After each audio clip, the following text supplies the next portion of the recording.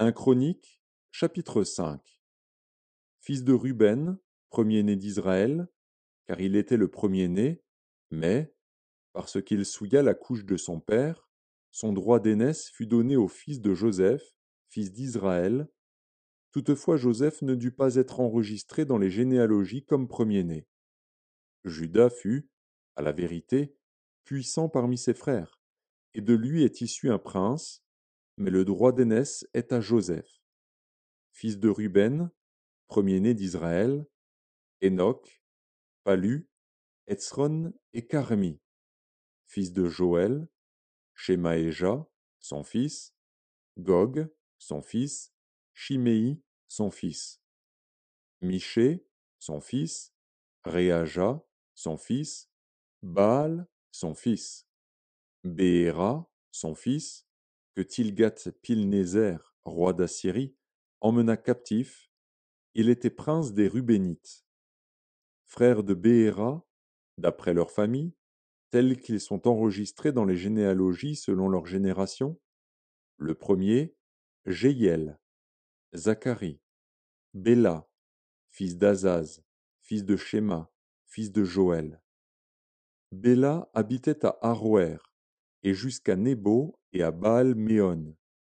À l'Orient, il habitait jusqu'à l'entrée du désert depuis le fleuve de l'Euphrate, car leurs troupeaux étaient nombreux dans le pays de Galaad.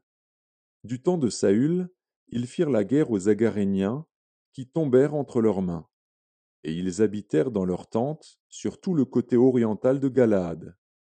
Les fils de Gad habitaient vis-à-vis d'eux, dans le pays de Basan, jusqu'à Salca. Joël, le premier, Shapham, le second, Jaénaï et Shaphat, en Basan. Leurs frères, d'après les maisons de leurs pères, Michaël, Meshulam, Sheba, Joraï, Jaékan, Zia et Héber, 7.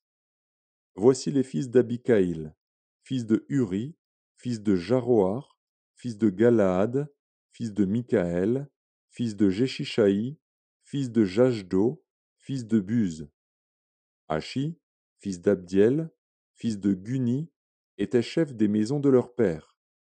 Ils habitaient en Galaad, en Basan, et dans les villes de leur ressort, et dans toutes les banlieues de Saron jusqu'à leurs extrémités. Ils furent tous enregistrés dans les généalogies du temps de Jotham, roi de Juda, et du temps de Jéroboam, roi d'Israël. Les fils de Ruben, les Gadites et la demi-tribu de Manassé avaient de vaillants hommes, portant le bouclier et l'épée, tirant de l'arc, et exercés à la guerre, au nombre de 44 760, en état d'aller à l'armée. Ils firent la guerre aux Agaréniens, à Gétur, à Naphish et à Nodab. Ils reçurent du secours contre eux, et les Agaréniens et tous ceux qui étaient avec eux furent livrés entre leurs mains. Car, pendant le combat, ils avaient crié à Dieu, qui les exauça, parce qu'ils s'étaient confiés en lui. Ils prirent leurs troupeaux, 50 000 chameaux, 250 000 brebis, 2000 ânes et 100 000 personnes. Car il y eut beaucoup de morts, parce que le combat venait de Dieu. Et ils s'établirent à leur place jusqu'au temps où ils furent emmenés captifs. Les fils de la demi-tribu de Manassé habitaient dans le pays, depuis Basan jusqu'à Baal-Hermon et à Sénir, et à la montagne d'Hermon. Ils étaient nombreux.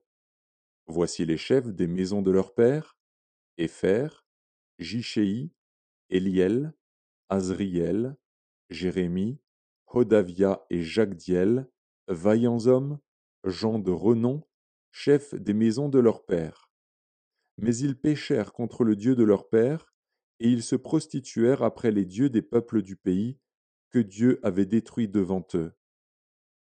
Le Dieu d'Israël excita l'esprit de Pul, roi d'Assyrie, et l'esprit de Tilgath-Pilnézer, roi d'Assyrie, et Tilgath-Pilnézer emmena captifs les Rubénites, les Gadites et la demi-tribu de Manassé, et il les conduisit à Chalar, à Kabor, à Hara et au fleuve de Gozan, où ils sont demeurés jusqu'à ce jour.